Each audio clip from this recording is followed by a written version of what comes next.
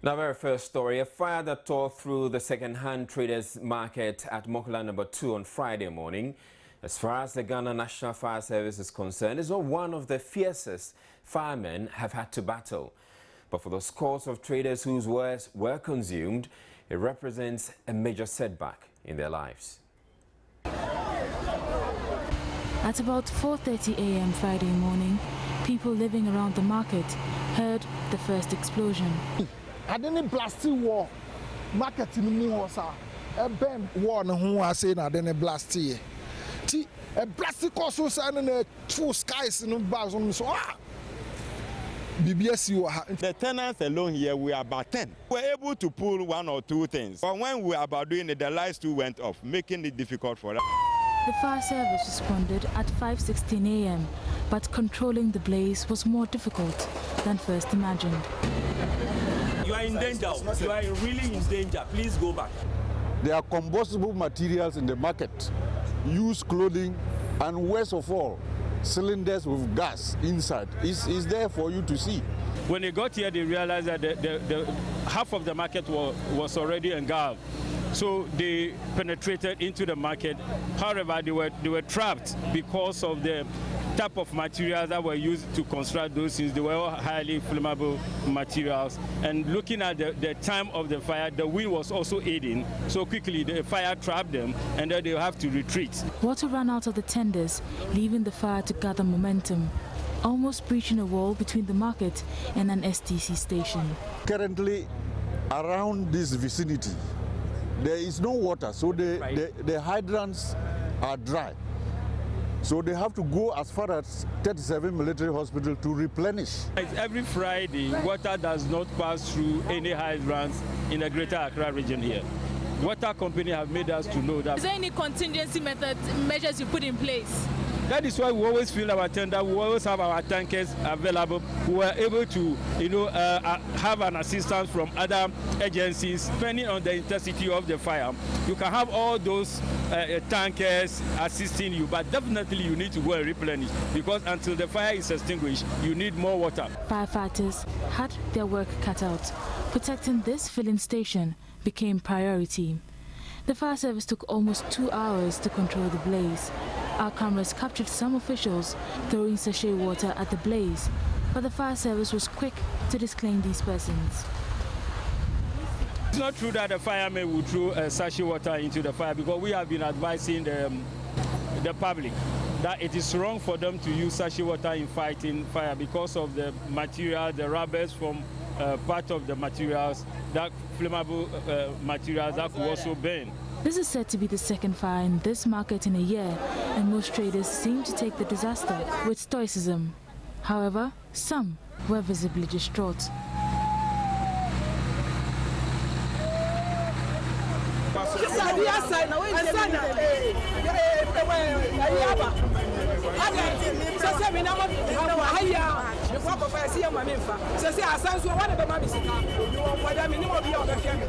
Over here, it's not a huge shop that you can stock everything, so almost everything that we have in abundance is in there. The 6 warehouses, and everything is burnt now. So right now, like I said earlier, I'm saddened. Yeah, to market mo, yeah, say more be a schedule. This I bet for service education. No, my better city. Yanina, you could doom Johnny be na ya who dear say doom no. Na dear no beba no only ho. Into what dear was yanning ubebano, then to me near Jumabio. Maybe I say. In the midst of all these things, fire outbreak occurs, then you have to go to the root of investigation. So yes, we will continue to investigate, but until the official word will come out, the report will come out, we are all in the moment of trying to just find out why. I think it is time for something to be done. But are the people going to allow us as government to move in and then just put up beautiful structures for them? Joynews reporting for Joynews. The Public Utilities Regulatory Commission has deferred tariff increases for the second quarter, which should have taken effect from April 1. The increases would have seen electricity go up by 12.06% and water by 6.05%.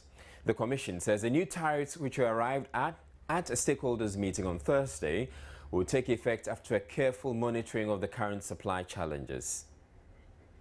Of Public Affairs, Nana Iya Jantua told Joynews the PURC haven't considered changes in the variables used to calculate the automatic adjustment policy, decided to increase the utility tariff. Looking at the variables that we use to calculate the automatic adjustment formula, largely what is accounting for the increase that has been deferred is the CD exchange rate, inflation, and also the demand forecast. And that is what is accounting for the increase. She explained, however, that due to challenges consumers are facing over poor power and water supply, the regulatory body has deferred the implementation date. I want it to be clear that it has been deferred for this quarter and that we are monitoring the situation. If the situation stabilizes and the quality of service, especially with water, improves, then the Commission will take a decision. There is currently a load shedding program that has engulfed the country, with consumers of electricity reeling under the power crisis. Water consumers, especially in Accra, have had a bout of water rationing for some time now. Benin's President Yayi Boni has expressed hope Ghana will continue supplying his country electricity despite ongoing challenges with the power situation locally.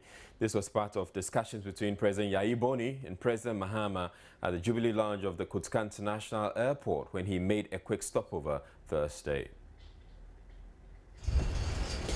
Yayi Boni called on President Mahama ahead of the ongoing ECOWAS summit in Yamoussoukro, Ivory Coast. President Mahama indicated Yayi Boni's stopover here in Ghana was necessitated by the low levels of energy supplied Benin from Ghana now, given the country's own energy challenges. We have a commitment to supply some amount of energy to the Republic of Benin. As a result of challenges we've been having ourselves, I think that the levels that we should supply to our partners, Benin and Togo, has lately been quite low, and so he came to acquaint himself with the challenges we have and see how, as members of the ECOWAS and as members of the West African Power Pool, we can see how to resolve these energy challenges. And so that's going to be one of the major items of discussion. Speaking through an interpreter, President Yayi Boni was hopeful his country will get some energy supplies despite the challenges, adding their talks will also go beyond energy. You think that Ghana will continue keeping his promise despite the hard time, the hardship experienced by these countries. He also said that actually more than energy, they will have to go to moves on some issues that like the construction of the expressway that had to link Lagos, Accra, and Abidjan. The prerequisite is that we really invest heavily in the human resources. It was that we have quality human resources through training and other means. And we believe that the discussion are going to be very fast, going by the way things have been paved. And we will reach very fruitful resolution at the end of this meeting. Benin and Togo have for years relied on Ghana for energy supplies, but Ghana's current energy challenges has made living up to the commitments very difficult. Gifty Andopia, Joynews, Kotka International Airport. The Atani royal family of the Dagbon traditional area in the northern region has been commemorating 12 years since the murder of the overlord of Dagbon, Yana Yakubu Andani II. The Yana was beheaded and several of his elders killed at the Gbewa Palace in Yendi on March 27, 2002, in what the Andani say was a brutal act of murder. President Kufuor set up a commission of inquiry chaired by Justice I.N.K. Waku to look into the clashes and make recommendations. The commission, after an extensive public hearing, recommended that two suspects, Idana Sugri and Idrisu Jamfo, be charged and prosecuted for murder. Others were to be prosecuted for conspiracy to murder, while 4 other persons were to be prosecuted for attempted murder. There were others who were charged for various crimes, including arson. The state began to prosecute Idrisu Jamfo, but had to abandon the case at some point. The NDC, while in opposition in 2008, made the murder of the Yana a campaign issue and promised to bring the killers to book if voted into power. They argued there can only be peace in Dagbon if there is justice. Having been in power for 6 years, the Andani family has come to the conclusion that the NDC regime has reneged on its promise to find the killers and bring them to justice. Spokesperson for the Dagbon Youth Forum, Bashir Dabali, after a short ceremony to mark the anniversary, said the ruling NDC must act on its promises. It was equally regrettable that Parliament, and specifically parliamentarians from constituencies in Dagbon, have consistently and shamelessly failed to ask the relevant questions in order to elicit the necessary responses from the executive. But 6 years into its tenure in government, the NDC has not only failed to fulfill its promise to the people of Dagbon, it seems to have completely abandoned matter altogether. In April 2010, about 41 people were arrested in a swoop by a combined team of police, military and national security officers in Yendi and brought to Accra on suspicion they were involved in the brutal murder of the late Yana. They were screened, after which 15 of them were hauled before an Accra High Court presided over by Justice Anthony Opong. Before the case could be heard, though, the prosecution raised an objection accusing the judge of compromising his position. A deputy attorney general at the time, Eboba Tinudro, later told Joy FM in an interview that Justice Opong had told an anonymous lady at a drinking bar that he would dismiss the case against the suspects, an accusation Justice Opong vehemently denied but recused himself from the case. Justice E.K. Ayiribi was then appointed to take over the case and trial started. On March 29, 2011, the court acquitted and discharged all the 15 accused persons.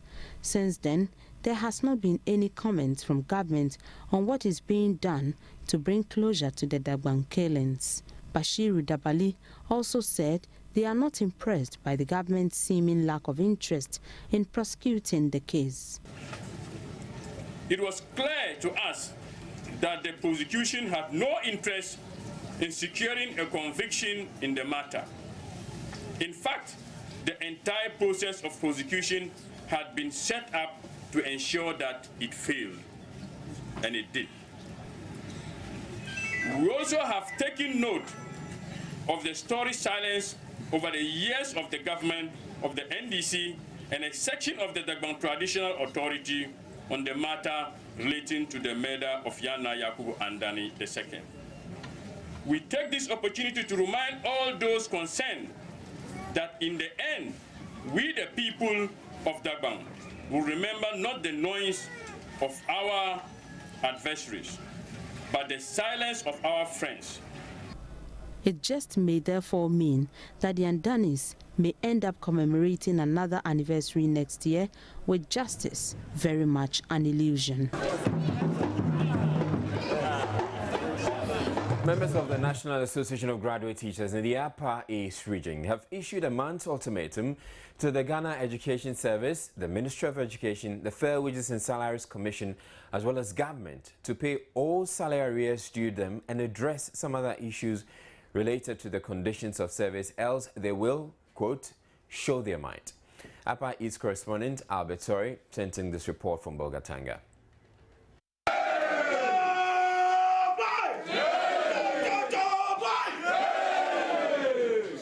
At a news conference in Bolgatanga on Thursday, the Upper East Nagrat said they were unhappy about the pace at which negotiations and steps towards resolving the outstanding issues are going.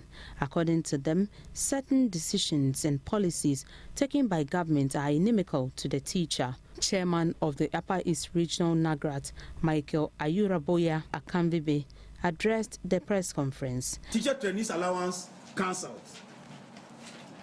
Our waiver on tax waiver on our cars, importation of cars, that was given to us by the Kufuor government supported by the Mills government has been cancelled. And today we are talking about arrears of salaries and promotions cancelled. We are so much disappointed. Ladies and gentlemen, it appears to us that there is no new measure geared towards teacher motivation by this government. 2, refusal to remit our pension contribution to the GES trustees for proper administration. The teachers also lamented staff redeployment and the occupational-based pension, faulting the Ghana Education Service and the National Pensions Regulatory Authority for failing teachers. The Upper East Regional NAGRAT says it is giving the relevant authorities up to April 30, 2014 to address their concerns. Resolve to give the GES, the Ministry of Education, the Fair Wages and Salaries Commission, and for that matter government, an ultimatum. 2, on or before 30th April 2014, 1, pay to teachers all forms of salary arrears accrued to them irrespective of the number of months owed by government, since it is no fault of theirs that the said arrears are outstanding. 2, that the Board of Trustees of the Occupational-Based Pension Scheme is sufficiently empowered to effectively manage the Occupational-Based Pension Scheme for the benefit of the GES workers. 3, that the contributions for the Occupational-Based Pension of our members be transferred to the Board of Trustees to manage. Albert Sori filed this report from Bogatanga. We have more news coming up. Don't go away. Parliament will now rise on Tuesday, April 1, having postponed its adjournment. The break for the Easter holiday should have originally commenced Friday, March 28. The leadership and the business committees of Parliament have reached the decision, citing unfinished business with the Minister of Finance. Information gathered indicate the Finance Minister was unable to fulfill the promise he made to members that allowances owed them since 2013 will be paid them before the House rises. As at the time of filing this report, consultations were still ongoing for the releases, including the District Assembly's Common Fund and other statutory funds. Members have been assured the monies will be released latest by Monday, March 31, hence the postponement. Meanwhile, the report of the Committee of the Whole on the formula for the disbursement of the statutory funds has been laid before the House for consideration. Earlier, the family of the late former Member of Parliament for Atebubu-Amantin, Emmanuel Owusu-Menu, called on the Speaker to inform him about the funeral arrangements. The delegation led by another former Member of Parliament for the area, Amadou Ali, informed the Speaker preparations are underway to bury the former member on the 12th of April. The Speaker, Edward Doajahu, pledged on behalf of the House support and solidarity to the late MP's family. We will do everything to give him a befitting burial. We will do everything to support the family so that we can all send him home. And that's why the chairman of the funeral committee is here, so that once the detailed arrangements have been made, and that's the reason why when we came to inform me, I asked that we should come when all the arrangements have been made, so I don't come again and come in 2 times. So now that everything has been arranged, we will hear from us soonest. The House was adjourned to Monday, March 31. Members of Parliament from the Eastern region have asked the Minister for Roads and Highways to, as a matter of urgency, rehabilitate the road leading to the Etibie Township and the stretch that leads to the paragliding site before the Easter festivities. According to MPs, the call has become very necessary considering the number of accidents which happen in the area during Easter. Kwachi Dafo, who made the statement, said the festival has become a revenue-generating activity for the economy, hence the need to rehabilitate the road network in the area. The paragliding sport has added a new dimension to the Easter festivities, which arguably have over the years been well attended and enjoyed in the Kwahu traditional area. The economic benefits derived during the festival, inuring to the district assemblies, to hotels, to telecom companies, restaurants, various manufacturing companies, food vendors, and many more, cannot be overemphasized. As for his response, the Roads and Highways Minister said something is being done. With our new financial system, if we don't have the commencement certificate, the contractor will not be able to, he won't be able to get his payments. But what support can you give between now and the time that the event will take place? Well, Mr. Speaker, that one I have indicated earlier on that we are sending a contractor there. When I answer the question, we are sending a contractor there to carry out some remedial works to make the road safe for all of us, including you, who will be going out there for the festival. The MP for Mpraiso said Kwame Echampong, who had earlier asked the minister a question on the same road network, was dissatisfied with the answer. According to him, lives have already been lost on that stretch of road as a result of its poor state. We need further assurances from government that it is committed to helping us. The guardrails on the Nkoko-Etibie trunk road is gone off, and this is a major threat. Safety on the road is now very, very low. The surface, the bends are all gone off. We are calling upon the ministry and the minister and government to, as a matter of urgency, come to the aid of the people of Kwahu. My worry is that the other exit, which is from Nkoko to Obome, which has been done, is being overused, and with the overusage of that road, it is going to cause the road to fail early. This is what we wouldn't want, and so I am not fully satisfied as I stand here. It is anticipated that the area will attract the annual crowd of tourists, holiday revelers and natives of Kwahu who join the pilgrimage to celebrate the Easter, which this year falls between April 18 and April 22. It is very normal to be handed male condoms when you walk into a shop or pharmacy to ask for them without the attendant asking which of the sexes you require. But really, how many people going to buy female condoms? Apparently, very few.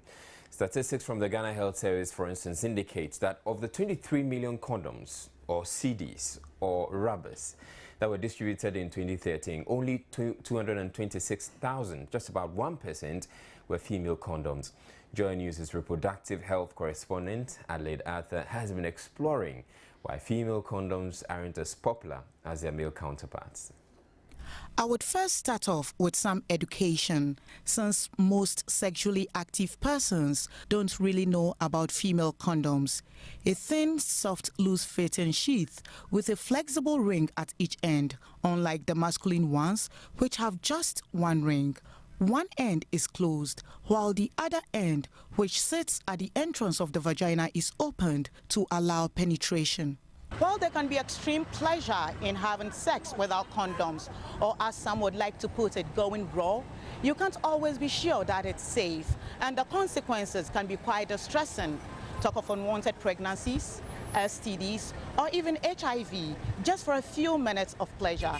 Now, if men appear to have seen the light going by male condom use statistics, why are women not that into female condoms? The sun is big. They don't think it will be comfortable wearing it.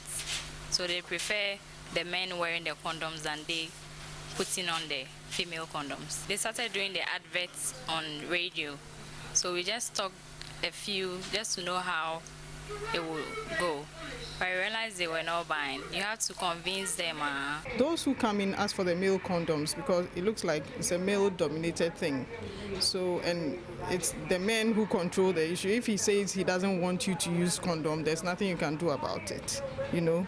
So probably I feel the education should be more on the men so that they will allow the women to use the condoms if they so choose. The issue of discomfort came up during interactions with some adults who explained female condoms disrupt what should be an exciting and pleasurable sexual experience. It doesn't look sexy. One, it's ugly. Two, in fact, the way you go about it, inserting it inside, it's stressful. And in the middle of having an affair or having sex, I mean, the romance in it, it doesn't make it exciting. You are worried whether it went the right way or whether, I mean, I prefer the men condom. It's better off. For once, I've tried and... Was it an exciting experience? Oh, no, not really. But it wasn't good. I mean, that's what I know. It's very bad to use a female, to use condom itself. During the sex act, you need to keep it in place, sort of. I mean, it's come to, I don't know, if maybe redesigning it will be more appropriate. A lot of even females, a little survey that I've done on my own, do complain that using a condom, even the male condom, doesn't seem to, it doesn't excite them using even the male condom. However, women's health specialist Dr. Kuma Jewapia says once female condoms are used right, maximum pleasure is assured. To be honest with you, the female condom in another way is better than the male condom. It's more sensitive. And if women knew that that empowers them, because the women use it themselves, you can wear it, hours before you have sex. People look at it and they think it's cumbersome because of the two rings, the one down there and one up. But I think that if people are really educated in the use of it, it's not that cumbersome. I've heard people saying that it makes so much noise in the act of sex. So what? I mean, if you're having sex and the small noise, that adds to the pleasure, I believe. It also emerged that the widely held view that a woman shouldn't be the initiator of lovemaking could also be a factor. But some women insist ladies should take responsibility for their sexual habits. I'm a medic, so yes, I would advise everybody to do it, and I would, yes. Although it's uncomfortable, I believe that if the men don't take responsibility, as a woman, you should take responsibility for yourself. The most good aspect is that a woman can wear it for 8 solid hours, not hurting the woman. Supposing I was so much educated with information about the use of condom, I wouldn't have infected myself with HIV. I would have known how to negotiate with my partner when it comes to such issues. According to Dr. Jehuapia, women are empowered when they use female condoms because they tend to have control over their bodies and determine what they should be exposed to. He believes what women need is education on how to use female condoms and use them well for utmost pleasure. Overcrowding in classrooms and dormitories is seriously affecting teaching and learning at the MIM Senior High School in the Sunafut North municipality of the Bunahafo region. The situation is being blamed on the inability of authorities to reconstruct the school's administration block burnt down by fire exactly a year ago. Correspondent Nestor Kafuya-Joma reports. On March 18, 2013, fire gutted the administration block of MIM Senior High School at midnight when everyone was asleep. All kinds of documents, computers and accessories, as well as office stationery belonging to the school were destroyed in the fire. Promises came from the authorities to help the school with a new administration block, but the situation remains the same a year after. This situation has compelled the school authorities to convert the girls' dormitory block into a temporary administration block. Again, teachers' bungalows have also been turned into girls' dormitories, while the teachers have been forced to seek accommodation elsewhere. This small room is hosting about 55 female students, while classrooms in each block are accommodating 60 students. A final year student, Edna Jenfi, shares with us their challenges in the girls' dormitory.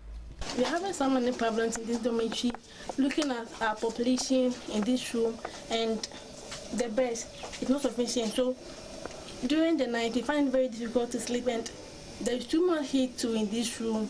So we find it very difficult, and how our trunks and our troubles are packed through. Even if there is any problem, we just find it very difficult to get out, and some of us get injured and the rest. So we are facing so many problems. Another serious challenge confronting the school is the numerous abandoned projects, including a library block and the ICT center, which is at the foundation level. The headmaster of the school, Krobia Asante Crime, was unhappy about the neglect. With a teaching strength of about 80 teachers, only about 15 are on campus. The rest are coming from our home, far and near. Imagine when it rains, sometimes some from them even did not even get to school because they don't have means of transport and they cannot wait through the rain too. That is a very big challenge to us too. That aside, the access roads on campus is not the best at all. When it rains, even wading through it becomes a problem.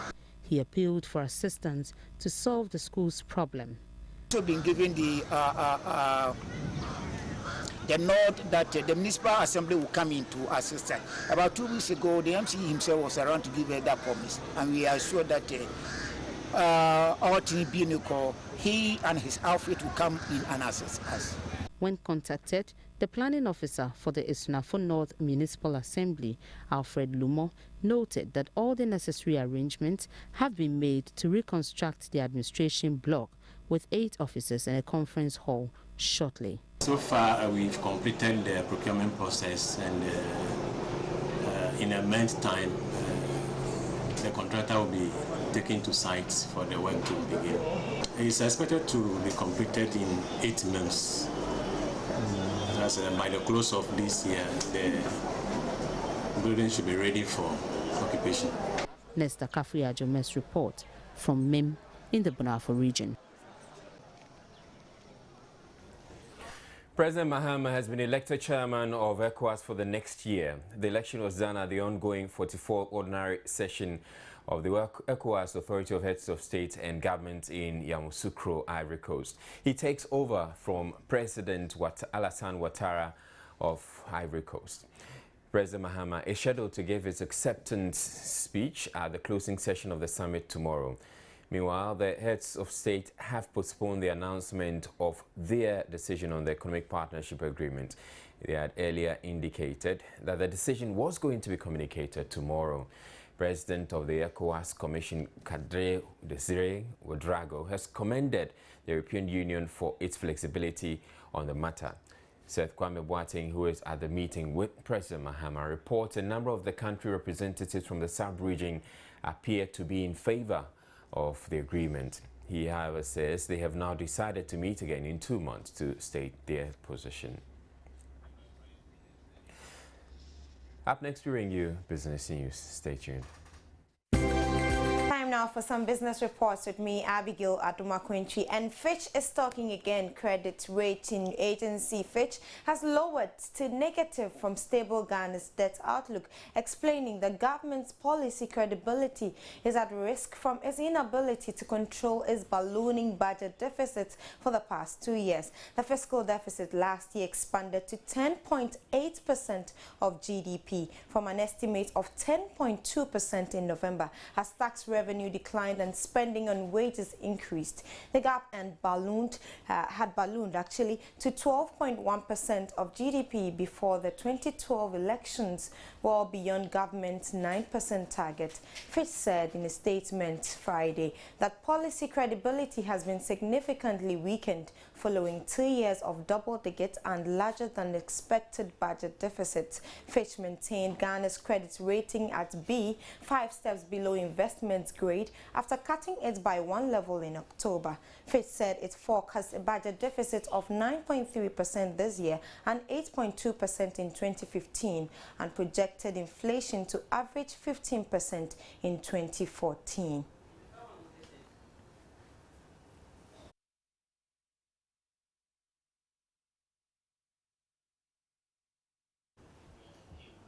Well, away from that, the share price of Produce Buying Company Limited has dropped from 0.26 of a cedi to 0.16. The company, which is still grappling with finances, last year decreased its revenue by about 45 million cedis. PBC, while sourcing for funds, however, intends to export share butter by middle of the year to boost its finances.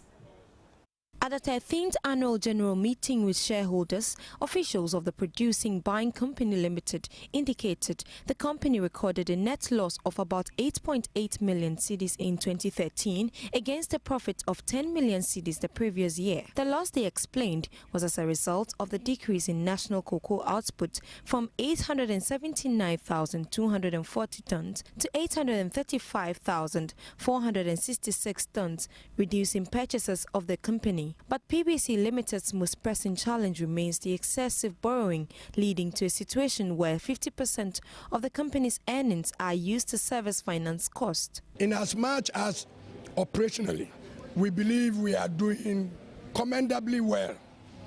we are constrained by the fact that a lot of the earnings we are making is going into paying finance costs. And that is basically because the company doesn't have its own money and relies exclusively on borrowing. And it is not sustainable.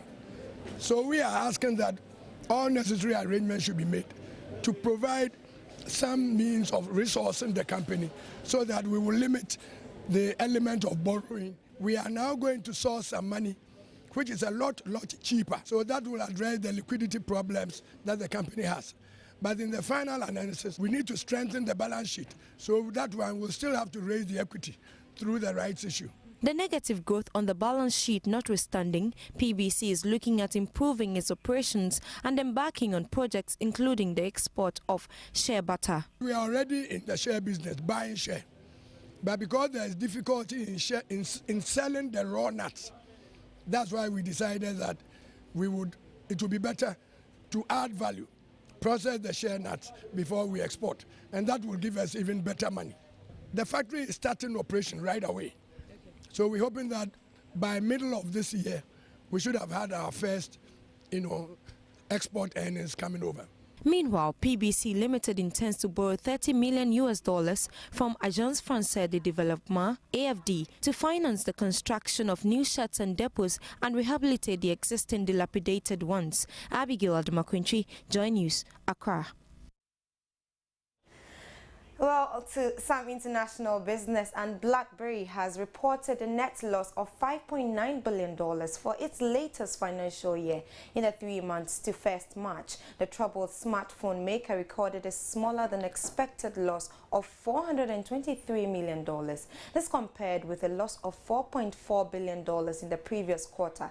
BlackBerry devices have recently lost out in the high-end smartphone market to Apple's iPhone and phones powered by Google's Android operating system. During the financial year, the company's losses included $934 million on unsold Z10 smartphones and restructuring costs of $512 million. Fourth quarter revenues fell to $976 million, below analyst expectations of $1.1 billion.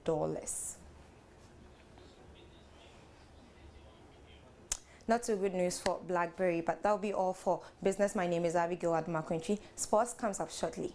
All right, then the quick update for you there in the particular Sony Open final is that Djokovic is in the final now because he had a walkover. Let's do some boxing now.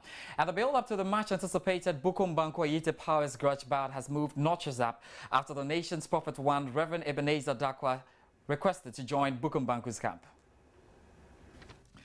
Reports reaching Joy Sports indicates that Kumasi-based Reverend Dr. Ebenezer Opambo Adakwa Yadom has invited boxer Bukum Banko to his church for fortification before facing Ayite Powers in the rescheduled bout. Sources close to Banko's camp have revealed that the controversial prophet called the camp on Friday afternoon, trying to convince them to visit his church premises in Kumasi for prayers ahead of the much-awaited bout. The leader of the team has confirmed that the man of God called to help their boxer spiritually in order to win the bout on the day. We just had a call from Opambo saying we should try and visit his church premises in Kumasi before the bout. It will be nice meeting our numerous fans in Kumasi, but we need proper arrangements for such an invitation because Banko would love to meet His Royal Majesty Otumfuo Osei II, the source added. Meanwhile, the big bout, which was originally scheduled to come off on April 18, 2014 at the Crossport Stadium, has been postponed to the 2nd of May at the same venue. The change in date of the bout came after Ayite Powers said he could not fight because his godfather, Prophet TB Joshua of the Synagogue Church of All Nations, had told him not to fight on Good Friday when he visited his church recently. Right, so all the sports for that particular bout now, and we might probably have a spiritual undercut.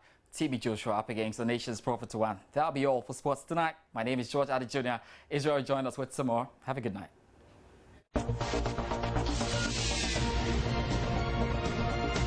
The never-ending feud between Shatawale and Samini appears to have taken another level. The latest on their grudge is that Shatawale is accusing Samini of harassment, molestation and sabotage which occurred in Toronto, Canada last weekend.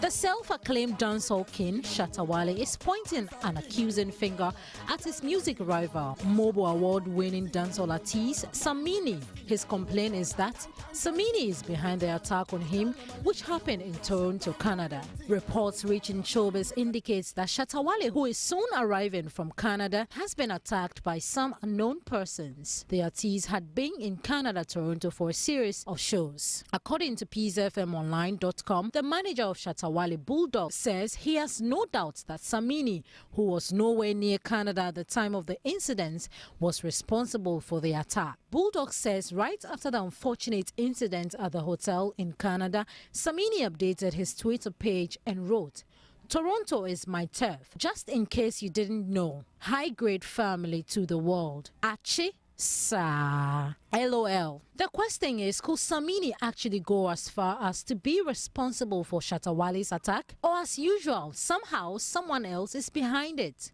Or better still, could this be another form of PR gimmick for both parties? Well, either way, showbiz will find out from Shatta Wale, who is scheduled to arrive in Ghana on Saturday. Meanwhile, Jamaica's female dancehall artist Caramanti has released her letter to Ghana specifically to Samini and Shatta Wale. Just take a listen. No, just one ting. If you divide them, conquer when we... That'll be all for showbiz. Right, so that's where we wrap up on the bulletin. Before we go the quick run through our top stories, the Public Utilities Regulatory Commission has deferred electricity and water tariff increases for the second quarter, citing current supply challenges. There's been yet another market fire, this time at the Mokola No. 2 market. It left many traders grieving over the loss of their wares. On the anniversary of the death of the overlord of Dagbon, the Andani royal family is accusing the ruling NDC of reneging on its promise to bring them justice. President Mahama has been elected ECOWAS chair for the next year.